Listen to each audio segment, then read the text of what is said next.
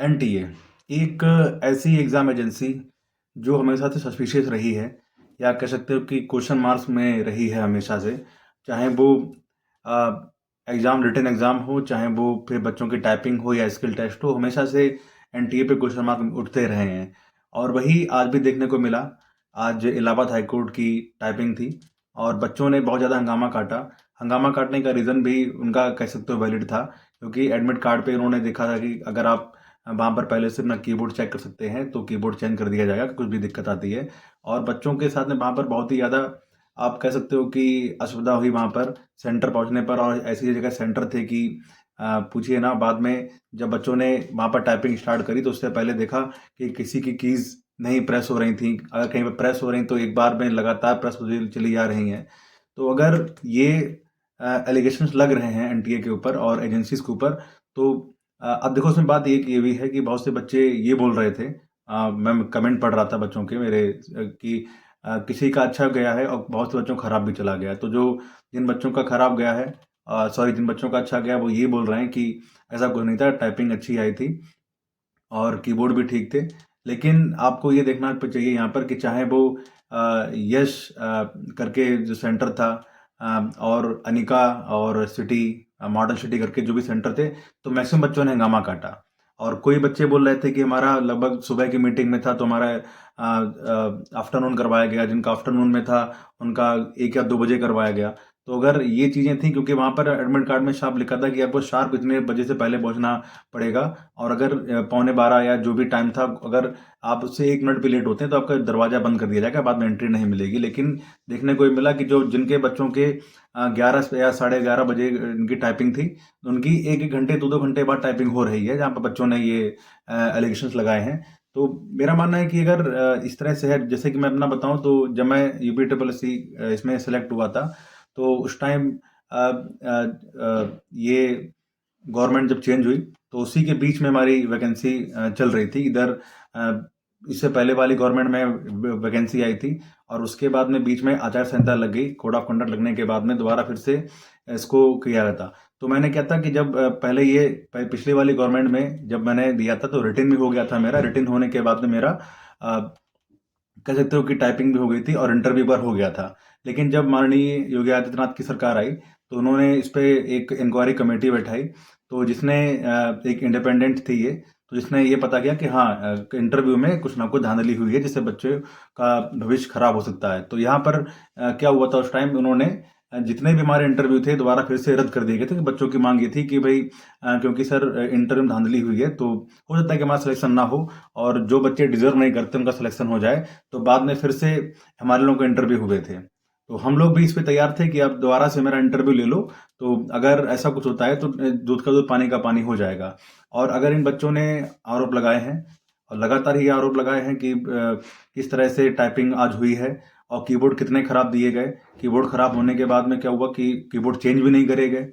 और सेंटर में कहीं ऑटो सबमिट पहले हो गया, कहीं पर किसी बच्चे ने ऑटो सबमिट करना चाहा तो वो नहीं हो पाया। तो इस तरह के अगर क्वेश्चंस आ रहे हैं, तो इसको जरूर एनटीए को और यूपी गवर्नमेंट को उसके बारे में थोड़ा सा ध्यान देना चाहिए।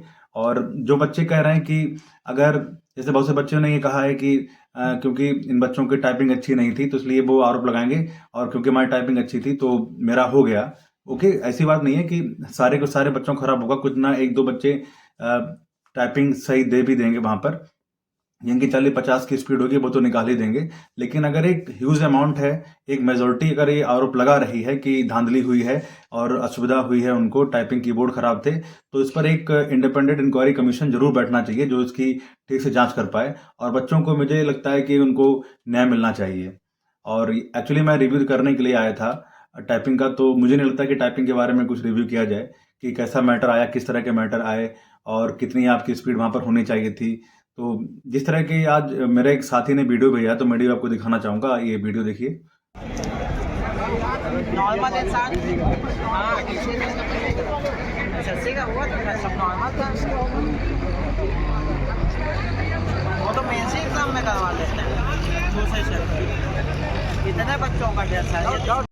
अब इस वीडियो में देखो कि ऐसे ऐसे जगह सेंटर बना दिए गए हैं कि अब एनटीए को ये देखना चाहिए था, और साथ में इलाहाबाद हाई कोर्ट को भी देखना चाहिए था कि इससे पहले क्या इस सेंटर पर कभी टाइपिंग हुई है या नहीं हुई है, किस तरह कीबोर्ड हैं, किस तरह की व्यवस्था यहाँ पर है। बाहर से देखिए सेंटर ही नहीं मालूम पड़ रहा कि सेंटर है कुछ ये एजेंसी यस इन्फोटेक करके, कुछ समझ में नहीं आ रहा क्या था यहाँ पर।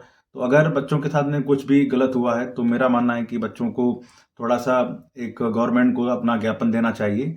और ये सोचिए कि ये गवर्नमेंट जो है अपनी बच्चों के लिए हमेशा से अच्छी रही है, क्योंकि मेरे साथ में भी अच्छी रही। आपने अब जैसे क्या है, कल के लिए भी अभी ग्रुप डी का है, स्टेनो की भी है। अगर आज धांधली हुई, हो सकता है कल भी बच्चों को वही असुविधा देखने को मिले। स्किल टेस्ट में भी होगा भाई, अगर बात करिए स्टेनो में, तो स्टेनो में भी टाइपिंग होती है। तो अगर आज बच्चों को कीबोर्ड में दिक्कत आई, हो सकता है कल भी आ जाए दिक्कत।